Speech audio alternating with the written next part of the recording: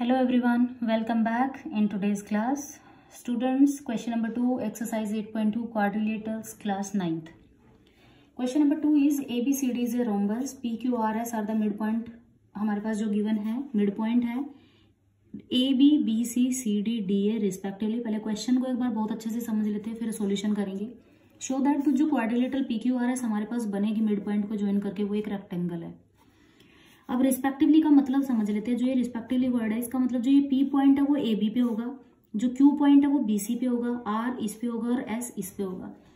तो A B पे हमारा कौन सा पॉइंट है पी, मैंने यहाँ पे मिड में पी ले लिया, इसके मिड में हमने क्यू ले लिया, इसके मिड में आर और यहाँ पे हमने एस ले लिया. इनको ज्वाइन करके जो हमारे पास फिगर आती है हमें प्रूव करना है कि ये जो फिगर है हमारे पास पी क्यू आर एस, ठीक है, ये एक रेक्टेंगल है. अभी शुरू करते हैं. चलो क्वेश्चन यहाँ पे हमें सबसे पहले गिवन में हमारे पास क्या है, A B C D is a rhombus, ये चीज गिवन है. P Q R S are the mid points of A B B C C D and D A. ये इंफॉर्मेशन आपको गिवन है, ठीक है. उसके बाद प्रूव क्या करना है, टू प्रूव इस क्वेश्चन में हमें करना प्रूव है कि पी क्यू आर एस ये जो हमारे पास है ये वो एक इज अ रेक्टेंगल, ये हमें प्रूव करना है. क्वेश्चन में थोड़ी सी कंस्ट्रक्शन करनी पड़ेगी तो वो मेंशन करना जरूरी है. कंस्ट्रक्शन में हम क्या करेंगे, यहाँ पे इसको इसके साथ ज्वाइन कर देते हैं, एस को क्यू के साथ ज्वाइन करा दिया, आर को पी के साथ ज्वाइन करा दिया, ठीक है. और डायगोनल ड्रॉ कर दिए, एक एसी डायगोनल, उसकी भी जरूरत हमें पड़ेगी, एसी डायगोनल, और एक हमें बीडी डायगोनल की जरूरत पड़ेगी, एक बीडी डायगोनल आपका. ये कंस्ट्रक्शन है. तो कंस्ट्रक्शन में आप कैसे मेंशन करेंगे, join S to Q, P to R, A to C and B to D. ये इतना आपने ज्वाइनिंग कर दिया इसमें. तो कंस्ट्रक्शन में आप ये मेंशन करेंगे. अब इसके बाद हमारा प्रूफ शुरू होता है. देखो हमें प्रूव करना है पी क्यू आर एस हमारे पास एक रेक्टेंगल है, तो मेरे को प्रूव करना पड़ेगा कि मेरा जो आर एस है वो पी क्यू के इक्वल है और जो आर क्यू है वो मेरा पी एस के इक्वल है या एस पी के इक्वल है, ठीक है. अब हम ये वाली ट्रायंगल ले लेते हैं, ए सी डी ट्रायंगल, ठीक है. यहाँ पे in triangle A C D जो ये आर एस है, क्योंकि ये मिड पॉइंट यहाँ पे एक ट्रायंगल बन रही है और आर एस मिड पे है, और मिड से अगर ये इस तरीके से बन रहा है, देखो कुछ इस तरीके से ये फिगर बन रही है, और यहाँ पे इसका मिड पॉइंट आर है और इसका मिड पॉइंट एस है. जब आप इनको ज्वाइन करते हैं, यहाँ पे हमारा डी है, ये सी है और ये हमारा ए है.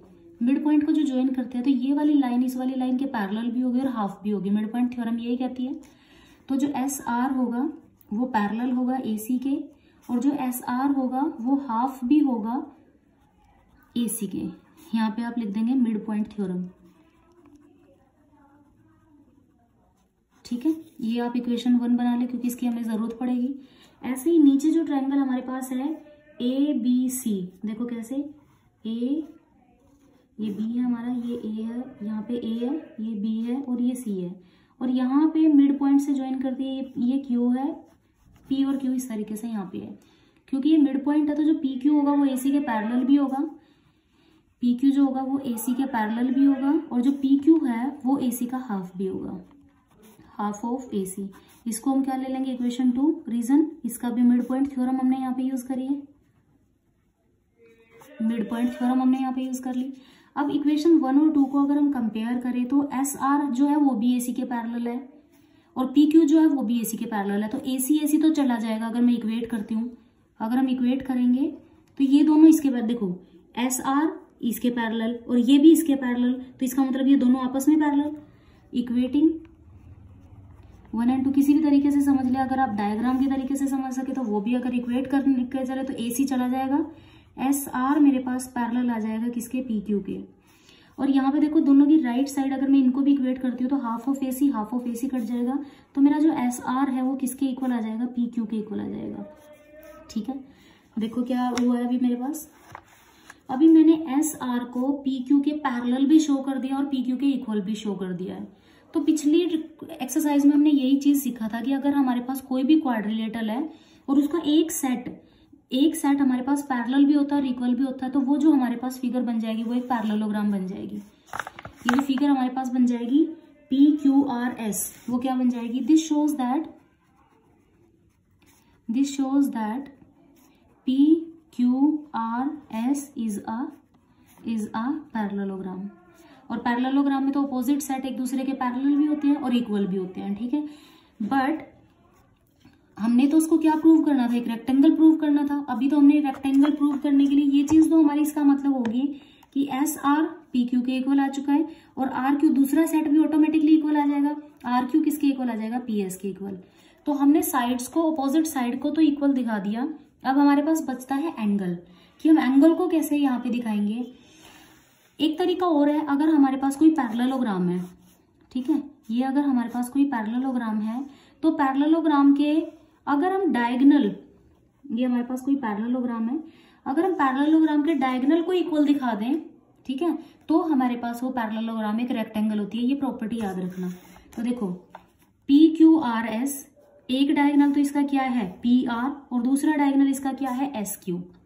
अगर हम इनको इक्वल दिखा दें एक दूसरे के तो हमारे पास प्रूव हो जाएगा कि एक रेक्टेंगल है। अब मेरा काम क्या है, इसको इसके इक्वल लेके आना और जो हमारा ये आर एस पी आर है उसको इसके इक्वल दिखाना। अब वही थ्योरम हम यहाँ पे यूज कर लेते हैं। जो एस, देखो ए डी जो है, ठीक है, वो हमारे पास किसके इक्वल था, बी सी के इक्वल था। तो जो इसका हाफ होगा हमारे पास, ए डी जो था हमारे पास, क्योंकि हमारे पास एक रोम्बस गिवन थी, तो ए डी जो था वो किसके इक्वल था हमारे पास, बीसी के इक्वल था। और अगर मैं उसका हाफ कर देती हूँ, एडी का हाफ मेरे पास क्या है, एसी है, क्योंकि ये मिड में है। तो एएस मेरे पास किसके इक्वल आ जाएगा, सॉरी वो बी क्यू के इक्वल आ जाएगा। यानी ये वाली साइड मेरे पास किसके इक्वल आ चुकी है, इसके इक्वल आ चुकी है। तो मेरा एस क्यू किसके इक्वल आ जाएगा, ए बी के इक्वल आ जाएगा। एस क्यू मेरा किसके इक्वल आ जाएगा, ए बी के इक्वल आ जाएगा। इसको इक्वेशन 3 ले लेते हैं। और ऐसे ही यहाँ पे फिर से वो मिड पॉइंट थ्योरम, अगर हम किसी पैरेललोग्राम का हाफ करते हैं तो ये देखो ये हमारे पास एक रेक्टेंगल बन जाएगी। ये देखो अगर ये डीसी जो थी वो एबी के इक्वल थी और डीसी का अगर हम हाफ कर देते तो आरसी किसके इक्वल आ जाएगा, पीबी के इक्वल। और जो बीसी हो जाएगा वो किसके इक्वल आ जाएगा, पीआर के। जो बीसी है हमारा यहाँ पे डीसी जो था एडी बीसी के इक्वल था, ठीक है। यहाँ पे हम क्या ले लेते हैं, डीसी जो हमारा था वो AB के इक्वल था। DC का अगर हम हाफ कर देते हो तो क्या बन जाएगा, RC, और इसका अगर हम हाफ कर देते तो वो क्या बन जाएगा, PB। इसका मतलब जो हमारा PR है वो किसके इक्वल आ चुका है, BC के इक्वल आ चुका है। ये बन जाएगी इक्वेशन 4। अब इक्वेशन 3 और 4 को, अब क्योंकि हमारे पास जो ये गिवन थी ABCD, हमें क्या गिवन था, रोम्बस गिवन था। ABCD एक रोम्बस था। रोम्बस की सारी साइड आपस में सेम होती है। जहां पे BC ये यूज हुआ है मैं इसको AB से रिप्लेस कर देती हूँ। PR BC जहां पे था उसकी जगह मैंने यहाँ पे क्या लिख दिया, AB। यहाँ पे because ABCD is a rhombus, क्योंकि वो हमारे पास क्या थी, एक रोम्बस थी, ठीक है। तो PR जो था हमारे पास वो BC के इक्वल आ गया, ठीक है। PR SQ जो था वो AB के इक्वल था और जो PR है वो भी किसके इक्वल आ चुका है, AB के इक्वल आ चुका है। अगर इन दोनों को इक्वेट करें तो SQ जो है हमारा किसके इक्वल आ चुका है, PR के इक्वल। देख लेते हैं SQ जो हमारा वो किसके इक्वल आ चुका है, PR के इक्वल आ चुका है। अगर यहाँ पे हम लिखेंगे if in a parallelogram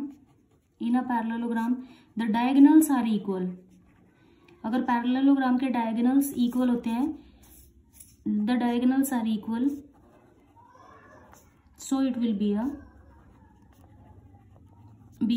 rectangle। दूसरा तरीका भी है इस क्वेश्चन को करने का, 90 डिग्री का एंगल प्रूव करने के लिए, वो तरीका भी यूज हो जाएगा, बट ये थोड़ा सा शॉर्ट था तो इसीलिए हमने यहाँ पे डायगोनल को इक्वल दिखा दिया। और कोई भी पैरेललोग्राम, हम क्वाड्रिलेटरल की बात नहीं कर रहे, हम पैरेललोग्राम की बात कर रहे हैं। अगर कोई पैरेललोग्राम के डायगोनल इक्वल हो जाते हैं तो हम उसको रेक्टेंगल बोल सकते हैं। हैंस प्रूव्ड, इस तरीके से हम इस क्वेश्चन को प्रूव कर सकते हैं। क्वेश्चन नंबर 3, ABCD हमारे पास एक रेक्टेंगल है सेम, बट इसमें आपकी बार एक रेक्टेंगल दे दिया। पिछले क्वेश्चन में हमें रोम्बस गिवन था, ABCD हमारे पास एक रेक्टेंगल है, PQRS इनके मिड पॉइंट है, AB BC CD और DA के। शो दैट जो PQRS जो मिड पॉइंट को ज्वाइन करके जो शेप आई है, फिगर आई है, वो एक रोम्बस है। ठीक है, हम यहाँ पे गिवन लिख लेते हैं। गिवन हमें क्या है, ABCD is a rectangle, CD is a rectangle. ठीक है, और PQRS are the mid points of AB BC CD and DA, इनके मिड पॉइंट है, ये गिवन है। टू प्रूव, क्वेश्चन में हमें प्रूव क्या करना है, जो PQRS हमारे पास है, QRS वो क्या है हमारे पास, इज अ रोम्बस।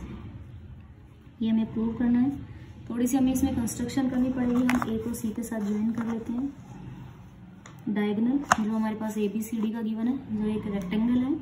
ठीक है, हम यहाँ पे कंस्ट्रक्शन में हम लिख देंगे,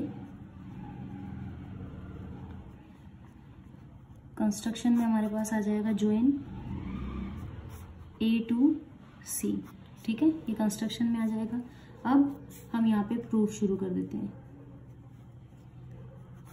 हमने पिछले क्वेश्चन में भी किया था, क्योंकि ये मिड पॉइंट है तो RS जो होगा हमारे पास, RS जो होगा वो हाफ होगा AC का, और RS जो होगा वो AC के पैरेलल भी होता है।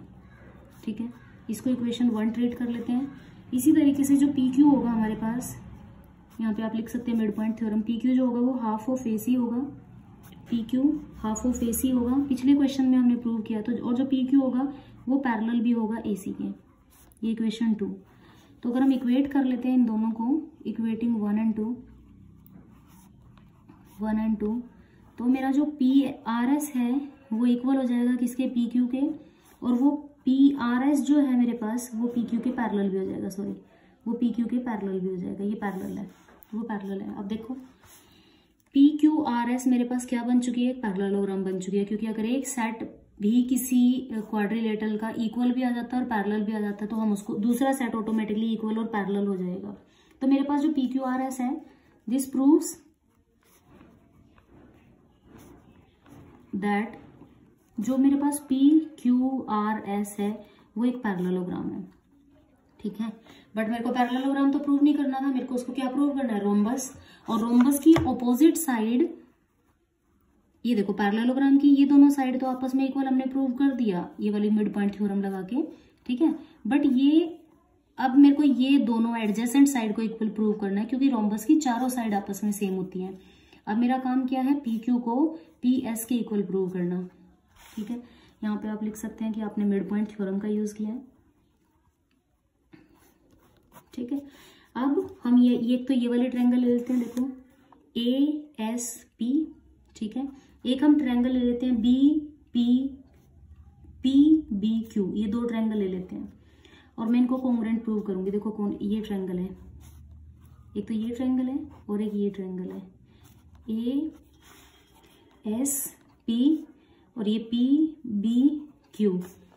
एक चीज देखें, जो AB है उसका मिड पॉइंट P है, तो इसकी जो AP साइड है उसकी PB साइड के इक्वल हो जाएगा। हम लिख देंगे गिवन, यहाँ पे हम लिखेंगे in triangle ASP and triangle PBQ, जो AP होगा वो PB के इक्वल है, AP जो है वो PB के इक्वल है। यहाँ पे आप लिख सकते हैं because P is mid point of AB, क्योंकि वो उसका मिड पॉइंट है। ऐसे ही हमारे पास देखो, क्योंकि ये हमारे पास एक रेक्टेंगल थी, रेक्टेंगल में पूरी AD किसके इक्वल थी, BC।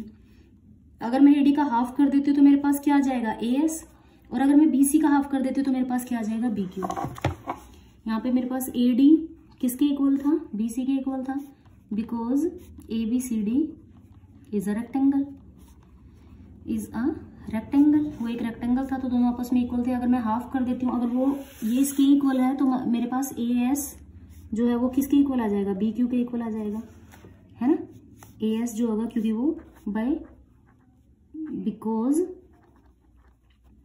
S and Q are the mid points of AD and BC।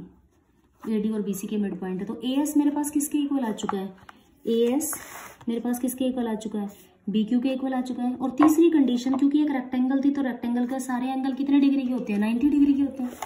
तो मेरा एंगल ए इधर वाले ट्रायंगल में, ये एंगल ए इधर वाले ट्रायंगल में, और इधर का एंगल बी, दोनों आपस में इक्वल होंगे। Angle A is equal to angle B, reason because A B C D is a rectangle.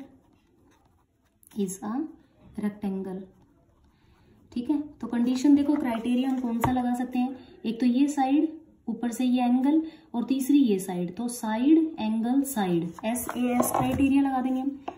By S A S criteria triangle A S P congruent prove हो चुकी है ट्रायंगल पी बी क्यू के। और अगर ये congruent prove हो चुकी है तो ए जो ये एस पी है मेरा, वो किसके इक्वल आ जाएगा, बी क्यू के इक्वल, पी बी के इक्वल आ जाएगा, पी क्यू के इक्वल आ जाएगा बाय सीपीसिटी। इसको ले लेते हैं हम इक्वेशन, ये हमारी 3 है।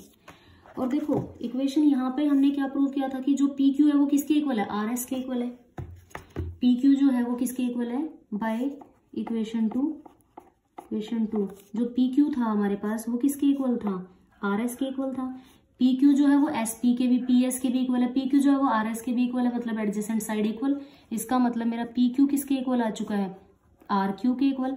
आर क्यू किसके इक्वल आ चुका है, आर एस के इक्वल, और आर एस किसके इक्वल आ चुका है, एस पी के इक्वल।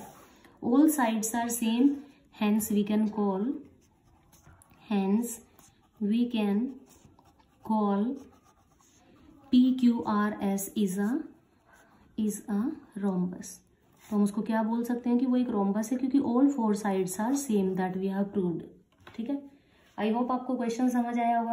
कोई भी डिफिकल्टी हो तो प्लीज मुझे कमेंट सेक्शन में जरूर बताना। मिलते हैं अपनी नेक्स्ट वीडियो में with the remaining question of the same exercise. Till then goodbye and take care of yourself.